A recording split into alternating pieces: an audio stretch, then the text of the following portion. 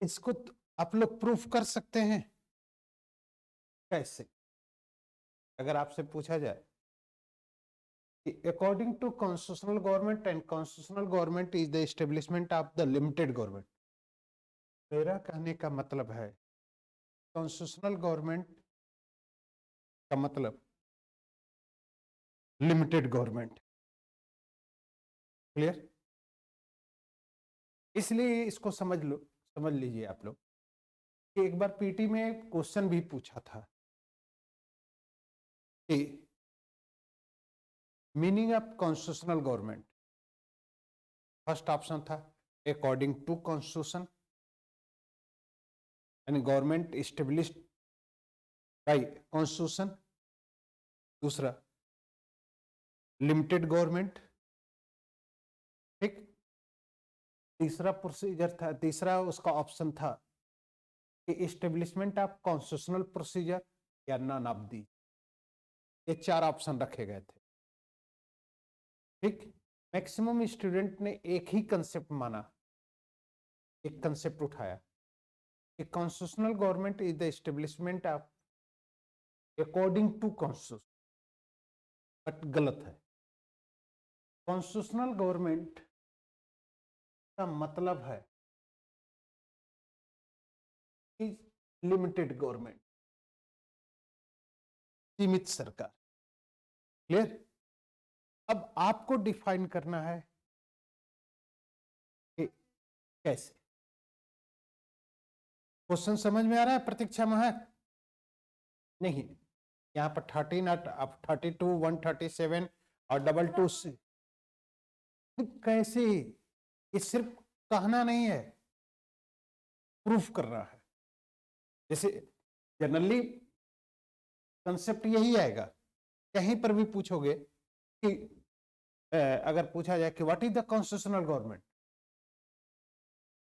अब दूसरा पहलू डायमेंशन है कि absence of limited government, there is no protection of human right, human liberty,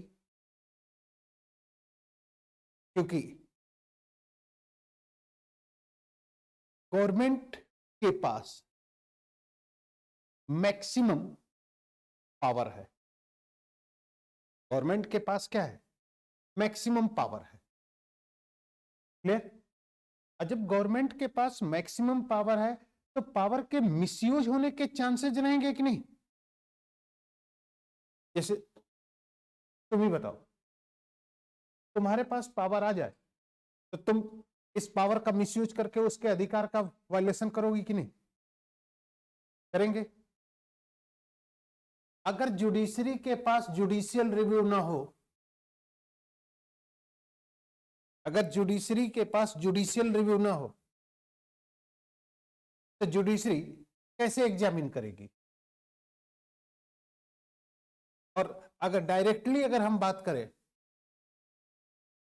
तो Indian constitution there is no direct mention of the judicial review power, but judiciary,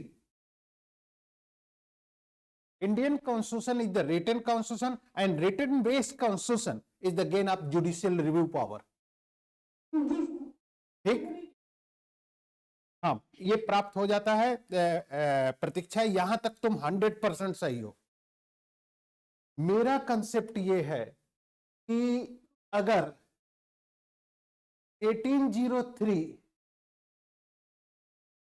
Marbury versus Madison case, Marbury versus Madison का case था जिसमें justice martial कहते हैं कि अगर constitution written है, अगर कॉन्स्टिट्यूशन रिटन में है और कॉन्स्टिट्यूशन डायरेक्ट या इनडायरेक्ट जुडिशरी को जुडिशियल रिव्यू पावर नहीं देता है, फिर भी कॉन्स्टिट्यूशन रिटन में है तो यह पावर गेन कर लेगा। क्लियर? इसके पहले की पोजीशन पर हम चलते हैं। 1803 की US constitution is written constitution. ठीक? तो US constitution, how many the establishment of the limited government? No, no, no. Protection of fundamental right and right is right protected by constitution. Clear? Without protected right, there is no protection of the right. Clear? अगर constitution के द्वारा protection ना दिया जाए तो कोई भी misuse करेगा पावर का, तब करेंगे.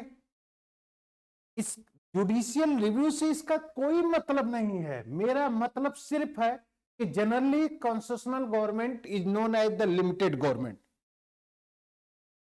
कैसे? मेरा क्वेश्चन सिर्फ इतना. कहीं पर भी आएगा तो मैंने आपको सेंटेंस भी लिखवाया था कि कॉन्स्टिट्यूशनल गवर्नमेंट का meaning of constitutional government is known as the limited government. अब वहां पर यह भी एक सेंटेंस था कि अगर कोई कॉन्स्टिट्यूशन है और लिमिटेड गवर्नमेंट का एस्टेब्लिशमेंट नहीं करता है तो उस कॉन्स्टिट्यूशन के अकॉर्डिंग रूल को हम कॉन्स्टिट्यूशनल गवर्नमेंट नहीं कह सकते हैं.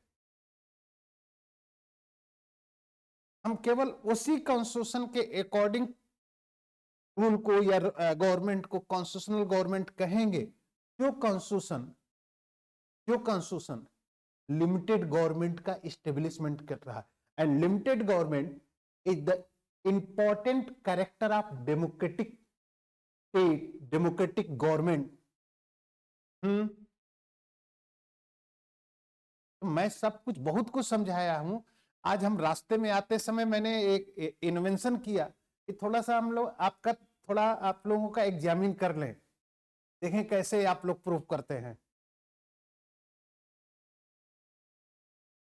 क्योंकि डे बाय डे मैं रिसर्च करता रहता हूं कि कहां से आप लोग को ऐसा चीज फंसाऊं जहां पर आपका डायमेंशन थोड़ा सा इसका डायमेंशन क्या हो.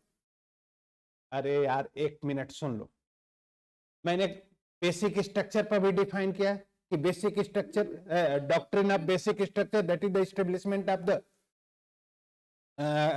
Constitutional government. क्योंकि बेसिक स्ट्रक्चर पार्लियामेंट के अमेंडमेंट पावर को लिमिटेड कर रहा है कि नहीं? ये भी तो है. तो मतलब क्या है इसका? मतलब मुझे जानना है. और अगर इसका मतलब अगर आप जान गए तो बहुत अच्छा कंसेप्ट है. हमें को बताना पड़ेगा कि थोड़ा दिमाग लगाएंगे आप लोग. अब मैं समझाता हूं. ठीक. What is the constitution? Alankar. What is the constitution? Constitution क्या है? देखो, कॉन्स्टिट्यूशन की फर्स्ट मीनिंग है group of written and unwritten rule. Clear? दूसरा, constitution is the establishment of political system. Constitution is defined of state-man relation. Okay? And fourth, constitution is the absence of constitution,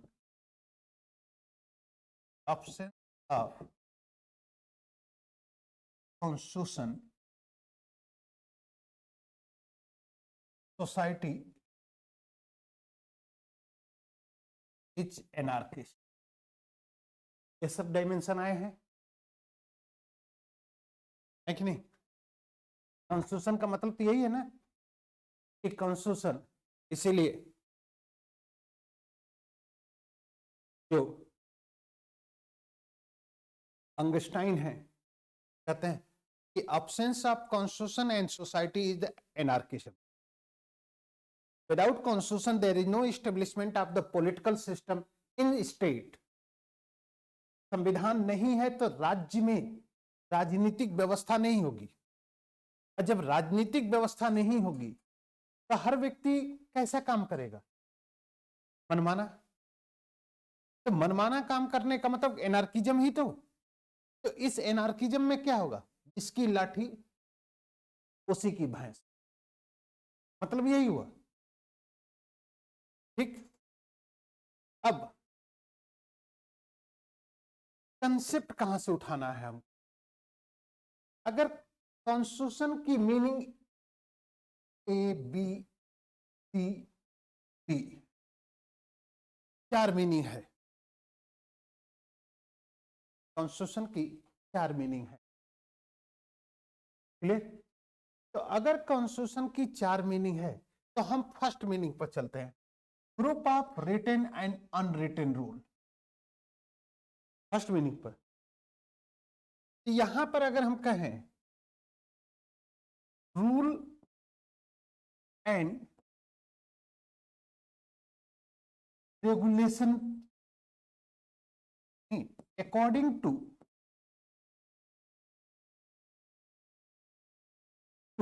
rule and regulation work,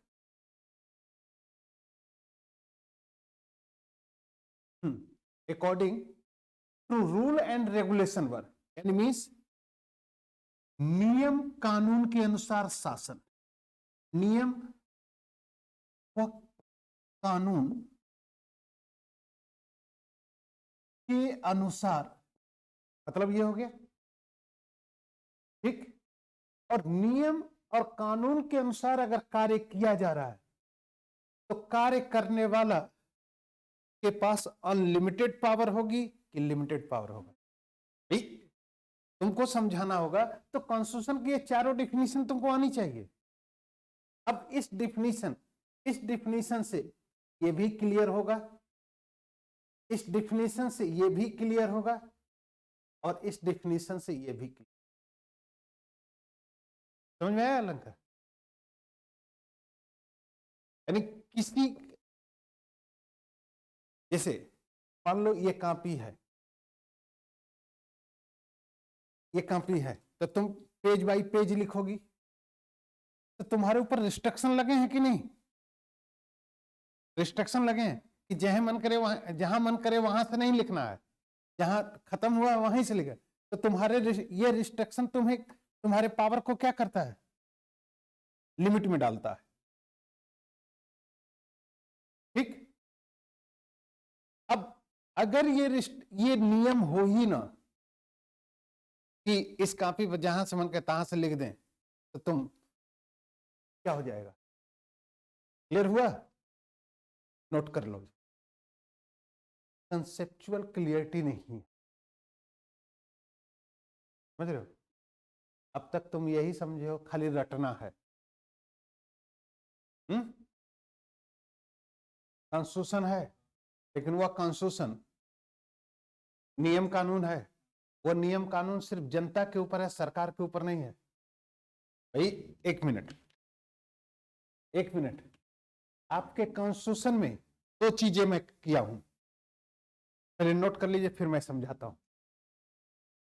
ये बताना, ये तो judicial review power है ना जी, और सरकार सीमित नहीं होगी, तो no protection of right, no protection of liberty, संविधान में जो चीज लिखा गया के अनुसार चलना, ठीक। अब आइए, अब समझ लो कैसे हो रहा है, ये राइट है, ये राइट है, क्लियर। इस राइट के अनुसार, नहीं राइट मत समझो, इसको लिबर्टी ले लो, ठीक, थोड़ा सा आसान हो जाए, ठीक। इस लिबर्टी पर रिस्ट्रिक्शन कौन लगाएगा, रिस्ट्रिक्शन बाय स्टेट, राज्य द्वारा रिस्ट्रिक्शन लगाया जाएगा। तो अगर रिस्ट्रिक्शन, यहां पर हो गया liberty plus restriction equal to freedom, ये क्लियर हो गया।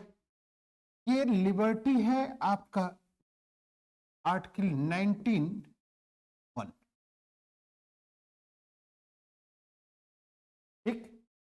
रिस्ट्रिक्शन है आपका आर्टिकल 19(2)(6). क्लियर? इसलिए ये फ्रीडम हो गया आर्टिकल 19। क्लियर? यहां तक क्लियर हो गया?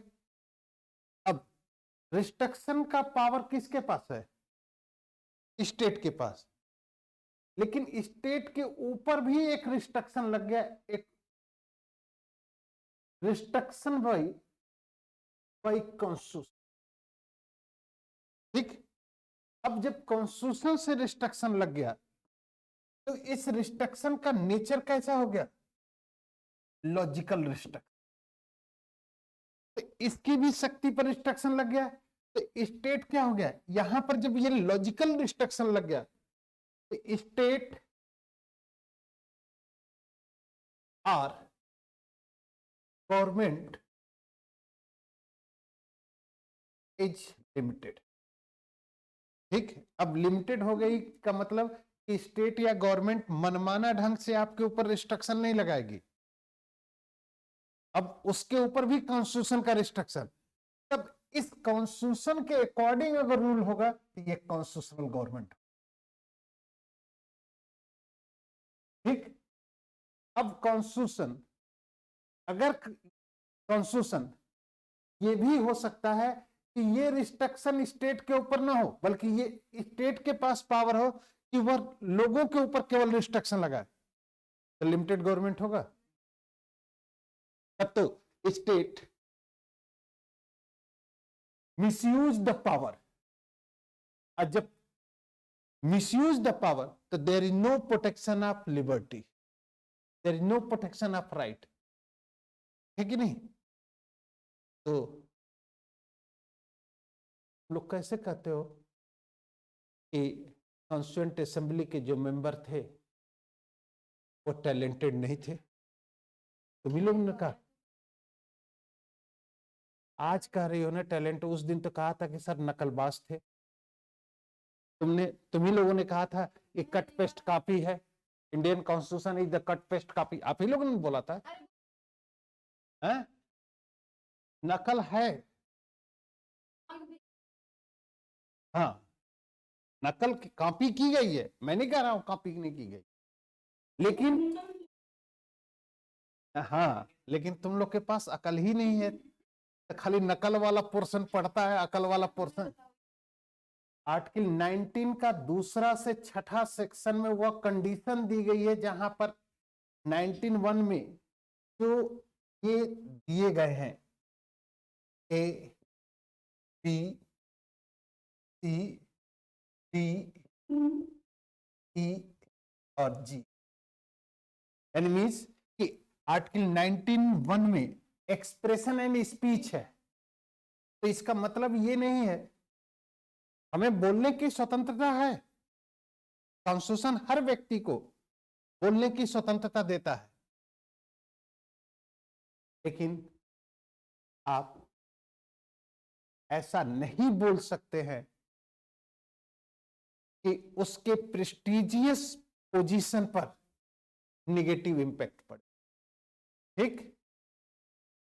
लेकिन दूसरे तरफ एक कंसेप्ट और भी आ गया,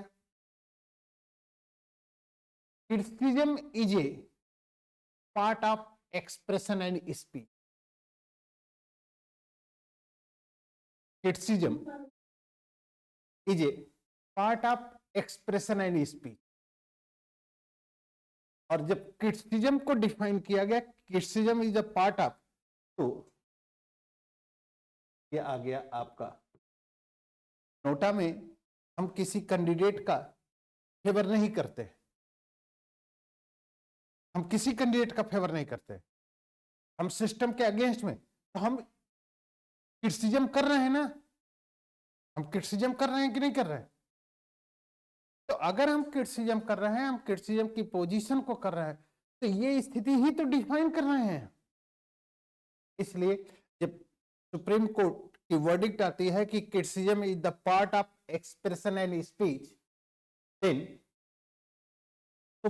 सुप्रीम कोर्ट के ऑर्डर पर इलेक्शन कमीशन ईवीएम में एक स्विच नोटा का लगता है, समझो कि नहीं, जिसके कारण कि नोटा के माध्यम से जिन लोगों का सिस्टम के पक्ष में सपोर्ट ना हो, सिस्टम के अकॉर्डिंग ना हो, तो वो जाके क्रिटिसाइज कर सके। इसलिए क्रिटिसिज्म अगर पूछा जाए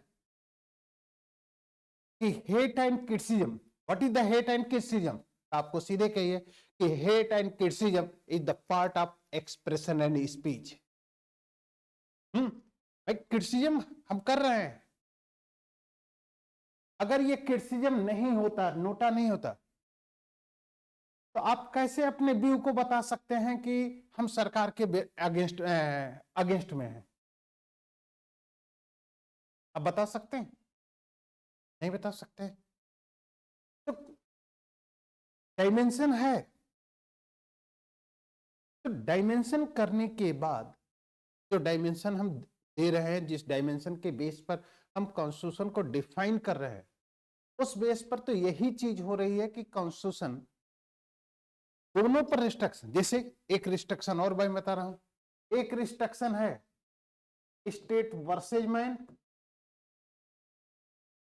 ठीक, और दूसरा रिस्ट्रिक्शन है मैन वर्सेज मैन, है कि नहीं? कॉन्स्टिट्यूशन एक तरफ स्टेट के ऊपर भी रिस्ट्रिक्शन लगा रहा है, मीन्स कि स्टेट के अगेंस्ट में मैन को प्रोटेक्शन दे रहा है, और दूसरी तरफ मैन के अगेंस्ट में मैन को प्रोटेक्शन दे रहा है। जैसे protection of general arrest system but no protection of preventive detention, यानी without reason there is no arrest of any person, कोई प्रोटेक्शन नहीं। तो दोनों के ऊपर रिस्ट्रिक्शन लग रहा है कि नहीं? तो स्टेट के ऊपर या स्टेट की सिचुएशन में स्टेट के ऊपर भी रिस्ट्रिक्शन लगाया जा रहा है और व्यक्ति के ऊपर भी। इसलिए कहा जाता है कि केवल उन्हीं कॉन्स्टिट्यूशन के अकॉर्डिंग कॉन्स्टिट्यूशनल गवर्नमेंट होगा जो कॉन्स्टिट्यूशन लिमिटेड गवर्नमेंट का एस्टेब्लिशमेंट, ठीक। अब लिमिटेड गवर्नमेंट का एस्टेब्लिशमेंट कब होगा, ठीक?